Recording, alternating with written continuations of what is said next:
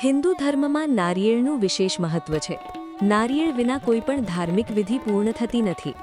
નારિયેળ સાથે જોડાયેલી એક લોકપ્રિય દંતકથા પણ છે, જે મુજબ નારિયેળને વિશ્વામિત્ર ઋષિ દ્વારા આ પૃથ્વી પર લાવવામાં આવ્યો હતો.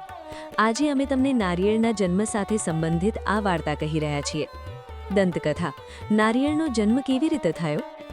આ વાર્તા એક પ્રાચીન રાજા સત્યવ્રત સાથે સંબંધિત છે.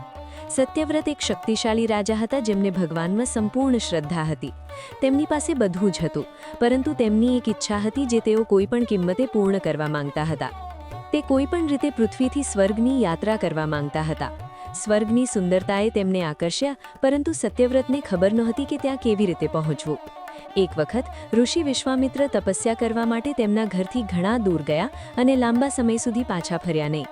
તેમની ગેરહાજરીમાં આ વિસ્તારમાં દુષ્કાળ પડ્યો અને તેમનો પરિવાર ભૂખ્યા અને તરસ્યા ભટકતો રહ્યો. ત્યારબાદ રાજા સત્યવ્રતે તેમના પરિવારને મદદ કરી અને તેમની સંભાળની જવાબદારી લીધી. જ્યારે ઋષિ વિશ્વામિત્ર પાછા ફર્યા, ત્યારે તેમના પરિવારના સભ્યોએ તેમને રાજાની દયા વિશે જણાવ્યું.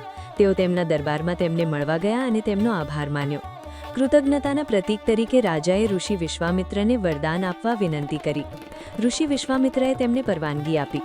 પછી રાજાએ કહ્યું કે તે સ્વર્ગમાં જવા માંગે છે, તો શું ઋષિ વિશ્વામિત્ર તેમની શક્તિઓનો ઉપયોગ કરીને તેમના માટે સ્વર્ગ સુધી પહોંચવાનો માર્ગ બનાવી શકે? પોતાના પરિવારની મદદને ઓળખીને ઋષિ વિશ્વામિત્રએ ઝડપથી સ્વર્ગ તરફ જતો રસ્તો બનાવ્યો. રાજા સત્યવ્રત ખુશ થયા અને રસ્તા પર ચાલતા ચાલતા સ્વર્ગ પહોંચવાના જ હતા, ત્યારે સ્વર્ગના દેવતા ઇન્દ્રએ તેમને નીચે ધકેલી દીધા. જમીન પર પડીને રાજા વિશ્વામિત્ર ઋષિ પાસે ગયા અને રડતા રડતા આખી ઘટના કહેવા લાગ્યા.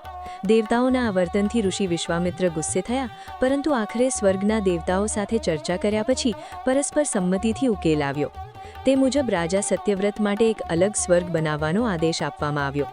આ નવું સ્વર્ગ પૃથ્વી અને મૂળ સ્વર્ગની વચ્ચે સ્થિત હશે, જેથી રાજા કે દેવી દેવતાઓને કોઈ મુશ્કેલીનો સામનો ન કરવો પડે. રાજા સત્યવ્રત આ સૂચનથી ખૂબ ખુશ થયા, પરંતુ ઋષિ વિશ્વામિત્ર ચિંતામાં સપડાઈ ગયા. તેમને ચિંતા હતી કે પૃથ્વી અને સ્વર્ગની વચ્ચે હોવાથી આ નવું સ્વર્ગ પવનના જોરથી હલી જશે. જો આવું થશે તો રાજા પાછા પૃથ્વી પર પડી જશે. આનો ઉકેલ લાવવા માટે ઋષિ વિશ્વામિત્રએ નવા સ્વર્ગની નીચે એક સ્તંભ બનાવ્યો, જેથી તેને ટેકો મળે. એવું માનવામાં આવે છે કે આ સ્તંભ સમયે જતાં એક ઝાડના જાડા થડમાં પરિવર્તિત થયો અને રાજાનું માથું ફળ બની ગયું. આ વૃક્ષનું થડ નારિયેળના ઝાડ તરીકે અને રાજાનું માથું નારિયેળ તરીકે જાણીતું બન્યું. તેથી જ આજે પણ નારિયેળના ઝાડ ખૂબ ઊંચાઈએ ઉગે છે. આ વાર્તા અનુસાર સત્યવ્રતને પાછળથી એક વ્યક્તિ જે અહીં કે ત્યાંનો નથી, એટલે કે બે ધ્રુવો વચ્ચે લટકતો વ્યક્તિનું બિરુદ આપવામાં આવ્યું.